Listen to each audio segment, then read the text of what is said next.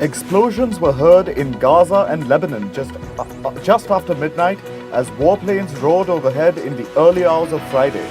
According to Hamas media, several airstrikes had been carried out in the blockaded coastal enclave. Israeli Prime Minister Benjamin Netanyahu has promised a strong response to rockets fired at Israel. This was following Israeli police raids on Jerusalem's Al-Aqsa Mosque this week. Benjamin Netanyahu and Israel's defense chief Yoav Gallant held meetings with military officials. This was to discuss a rocket attack from Lebanon last evening. The Israeli military said 34 rockets were launched from Lebanon. 25 of these were intercepted by Israel's Iron Dome anti-missile system. Israel's ambulance service said one man had sustained minor shrapnel injuries. Yesterday, China's President Xi Jinping held a trilateral meeting with French President Emmanuel Macron and European Commission President Ursula von der Leyen. The trio discussed a host of issues. Xi pointed out that the concurrent visit to China by Macron and von der Leyen demonstrates the positive desire of the EU to grow relations with China. Von der Leyen has said that Xi Jinping expressed willingness to speak to Ukraine's President Volodymyr Zelensky. She added that stability in the Taiwan Strait is of paramount importance. Von der Leyen has also mentioned that trade relationship between the EU and China is increasingly imbalanced. Emmanuel Macron has urged China's Xi Jinping to reason with Russia and help bring an end to the war in Ukraine. Macron arrived in Beijing late Wednesday. Emmanuel Macron told reporters in China that Europe must resist reducing trade and diplomatic ties with Beijing. According to the International Monetary Fund, India and China are expected to account for half of the global growth in 2023. The IMF predicts the world economy is expected to grow at lower than 3% this year. It has also warned that the sharp slowdown in world economy last year, triggered by COVID-19 and the Russia-Ukraine war, could linger on this year as well. The Russian Foreign Minister Sergei Lavrov is in Ankara to meet his Turkish counterpart. The ministers will exchange views on the current state of affairs in the Ukrainian crisis. They will also discuss the principles and ways of a peaceful settlement of the conflict. The White House has released a summary of after-action reports on America's chaotic withdrawal from Afghanistan. The report lays part of the blame on former US President Donald Trump. It points to deliberate degradation by the Trump administration. The Taliban overran Afghanistan in August 2021 after the last US troops withdrew.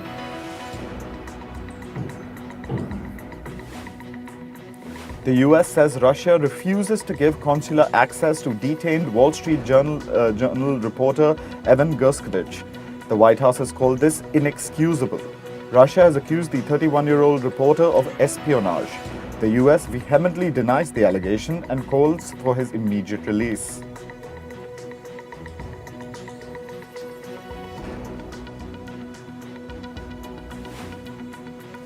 Adult film star Stormy Daniels has said that she looks forward to testifying if she is called as a witness in the hush money scandal. Speaking on the Piers Morgan Uncensored show, Daniels said, "I have nothing to hide. I'm the only one that has been telling the truth." The next hearing in the matter has been scheduled for December 4th. Fresh clashes erupted in Paris between police and protesters marching against the pension reforms last evening. Police using riot shields were seen dragging a protester on the ground. This was when fires burned around the French capital. Huge crowds have been protesting since January against the flagship reform of Macron's second term in power. The reform lifts the French retirement age by 2 years to 64 years. The World Health Organization is expected to lift the emergency status of COVID-19 sometime this year. Speaking at a news conference in Geneva, the WHO chief also said that all hypotheses on the origins of COVID-19 were still on the table. He reiterated his plea for China to share more information. The virus was first identified in the Chinese city of Wuhan in December 2019. The South American nation of Chile has signed new laws and allocated $1.5 billion to fight crime. The decision comes amid skyrocketing perceptions of insecurity. It came a day after the third police officer was killed on duty in less than a month. The new measures include criminalizing extortion and increased penalties for kidnapping and some instances of firearm possession.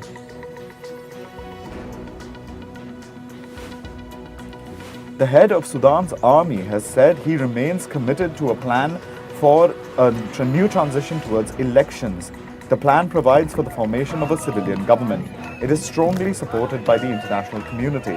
However, its signing was postponed for a second time as the army and the powerful paramilitary rapid support forces continued negotiations.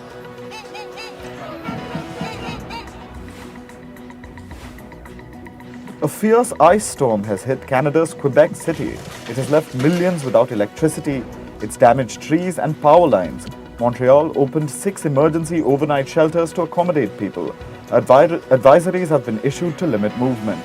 Authorities are working to restore power by today. An avalanche began on Mount Superior in Utah in the US. The avalanche gushed through the boundaries of a ski resort. Search and rescue teams have confirmed that nobody was hurt or killed. The resort has ordered guests to shelter in place. The WHO has issued a climate change warning, saying it can increase global outbreaks of mosquito-borne diseases like dengue and chikungunya. It noted that airborne diseases are spreading faster and further due to climate change. England proposes to ban wet wipes that contain plastic. This is with the aim to curb water pollution. The ban is a part of the country's strategy to clean up its water. Over 90% of wet wipes contain plastic. They cause 93% of sewer blockages. The UK Environment Minister said that the ban would be implemented next year. The Biden administration wants to curb car pollution. It has proposed a set of rules. They will govern tailpipe emissions of carbon dioxide and nitrogen oxide. With this, the US aims to clamp down on pollution. These rules will apply on vehicles manufactured between 2027 and 2032. The Earth recorded its second warmest March in 45 years. This, according to data released by the European Union's Climate Monitoring Agency. It is based on computer-generated analyses from satellites and weather stations. JP Morgan CEO Jamie Dimon has said that the US banking crisis is probably nearing an end. He has also said that the recent turmoil in the banking sector has increased the likeliness of an upcoming US recession. However, Dimon says a downturn won't necessarily happen. Last month, 2 US banks collapsed in the worst downturn since the 2008 financial crisis. The International Monetary Fund warned that its outlook for global growth over the next 5 years is the weakest since 1990. The IMF has urged nations to avoid economic fragmentation caused by geopolitical tensions. It has also called on nations to bolster their productivity. IMF's managing director, Kristalina Georgieva, sees the world economy expanding by about 3% over the next 5 years.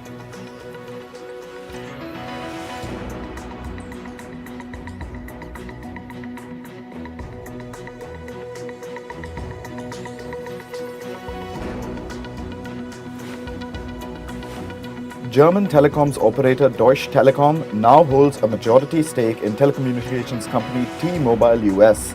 Since 2013, the value of T-Mobile US has increased by nearly $170 billion. The resulting increase in value for Deutsche Telekom's shareholders stands at nearly $80 billion.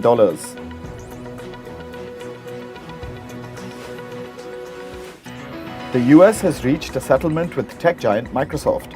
Microsoft had violated more than 1,300 sanctions and export controls. They were in relation to the export of services or software from the US to sanctioned jurisdictions. The company has agreed to remit about $3 million as part of the settlement. Smartphone maker Samsung Electronics has said that it will make a meaningful cut to its chip production. This comes after Samsung reported a worse than expected 96% plunge in its first quarter profit. The company has not disclosed the size of the planned production cut. The tech sector in general is struggling to keep up with a sharp downturn in semiconductor demand. China has called Australia's ban on social media app TikTok discriminatory. Australia had banned the TikTok from all federal government-owned devices over security concerns. China's Commerce Ministry has urged Australia to treat all firms fairly, including TikTok. Beijing also urged Canberra to create a favorable environment for economic and trade cooperation. A media report has shown that Tesla workers circulated sensitive images of customers recorded by their cars. Between 2019 and 2022, Tesla employees used an internal messaging system to share invasive pictures of their customers. Some of these recordings were apparently made when cars were parked and even turned off. ChatGPT producer OpenAI will produce remedies for concerns over the chatbot. These concerns led Italy to ban ChatGPT last week. Italy has temporarily suspended the chatbot and is investigating a suspected breach of privacy rules. OpenAI has now promised to be more transparent about how it handles user data and ensure it verifies a user's age. China's military researchers are gearing up for the deployment of a national satellite network project. The project will compete with SpaceX's Starlink. SpaceX is an American spacecraft company owned by Elon Musk. This comes amid China's increasing concerns over Musk's internet beaming satellites. Beijing believes that these satellites pose a major threat to their national security. Cryptocurrency Dogecoin has fallen as much as 9% after the Twitter logo was restored. Twitter had reverted to its iconic bluebird logo. Earlier this week, the social media company had temporarily changed its logo to represent the Doge meme as an elaborate April Fool's prank. This had sent the value of Dogecoin skyrocketing. Coming to sports now, in football, Argentina has dethroned Brazil. It's gained the top spot in the FIFA World Rankings. It's back on the top spot after 6 years. This comes after Argentina won the FIFA World Cup last year, beating France in the finals. France are currently in second place, meanwhile Brazil is in third. The England women's football team has won the inaugural Finalissima trophy. They beat Brazil in a penalty shootout. The team, also known as the Lionesses, has an unbeaten streak of winning 30 games in a row now. The match was tied 1-1 at full time, and then the Lionesses won 4-2 on penalties. The match drew an audience of over 83,000 fans at the Wembley Stadium in London. The Barcelona Football Club will finish paying its stadium revamp debt 5 years before the previously agreed plan. Under the new terms, Barcelona is committed to making the final repayment of $1.6 billion in 2047 instead of 2052. The move comes after renegotiating the $1.6 billion financial plan with Goldman Sachs and JP Morgan. In cricket now, in the IPL, the Kolkata Knight Riders beat Royal Challengers Bangalore by 81 runs at the Eden Gardens on Thursday. Shardul Thakur's 68 of 29 balls paved the way for KKR to register 204 runs at the end of 20 overs. The Bangalore side were bowled out at 123 runs before the completion of the 20 overs. Debutant Suya Sharma took 3 wickets, while seasoned spinner Varun Chakravarti got 4 wickets for KKR. Lucknow Super Giants will take on Sunrisers Hyderabad in the 10th game of the IPL 2023 season. The Sunrisers have had a tough start to the money-spinning tournament after they lost to Rajasthan Royals by 72 runs. This puts them at the bottom of the points table. The Lucknow side stands 5th in the table after winning 1 and losing 1 game. The match will be played at the Bharat Ratna Shri Atal Bihari Vajpayee Ekana Cricket Stadium in Lucknow.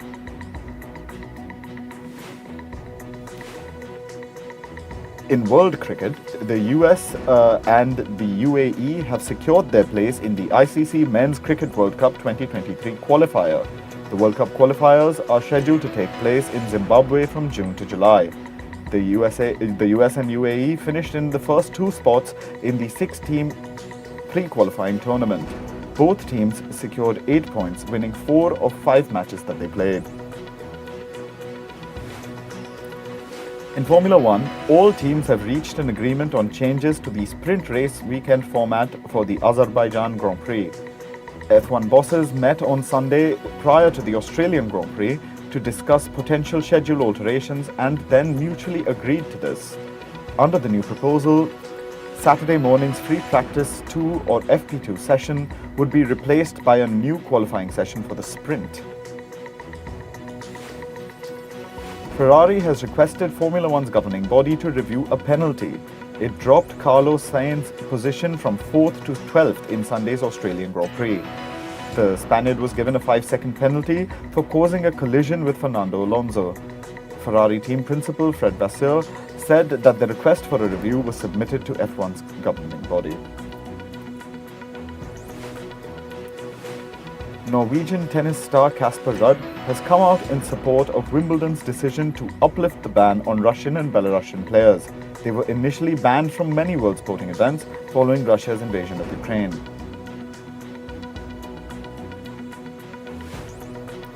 Russian officials are hoping for sanctions on Russian athletes to be reviewed. This is ahead of the 2024 Paris Olympics. The Russian sports minister called the sanctions unfair and unacceptable. Recommendations are being issued for Russian and Belarusian players and their gradual return to international sporting events.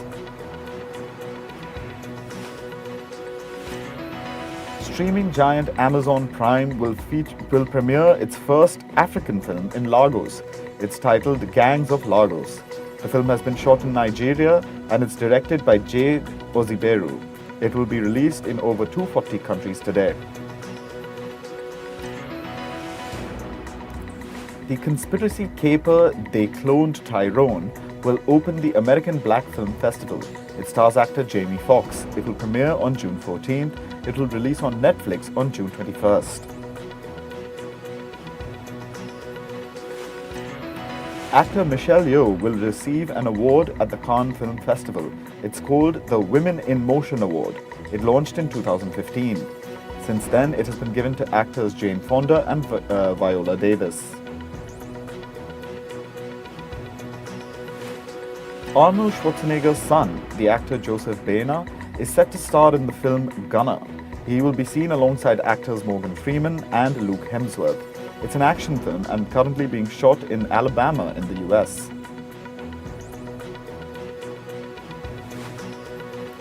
The first trailer of Dali Land is out. It's a biopic on late artist Salvador Dali. Actors Ezra Miller and Ben Kingsley play Dali in the movie. It's been directed by Mary Hannon. It'll release on June 9th. Actor Jeremy Renner's interview is out. This is his first interview since the snowplow accident. It shares the details of the accident on New Year's morning, along with his road to recovery. The show aired on television network ABC last evening. It will also air on streaming platform Disney Plus today. Drama series The Marvelous Mrs. Maisel has announced its list of guest stars. It will be the 5th and final season and will premiere on April 14th. Actors Hank Azaria and Sutton Foster are in guest roles. The series stars Rachel Brosnan and Michael Zagan in lead roles.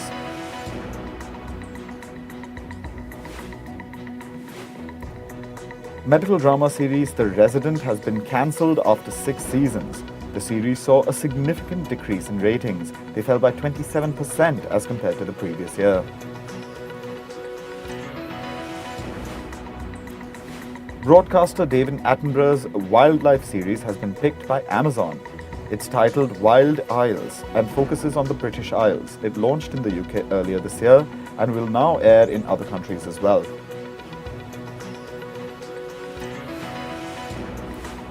Three men convicted for the murder of rapper XXXTentacion have been given a life sentence. They have no chance of parole or early release. The rapper was shot and killed on June 18th in 2018. This was outside a motorcycle shop in Florida in the US. He was 20 years old when he was murdered.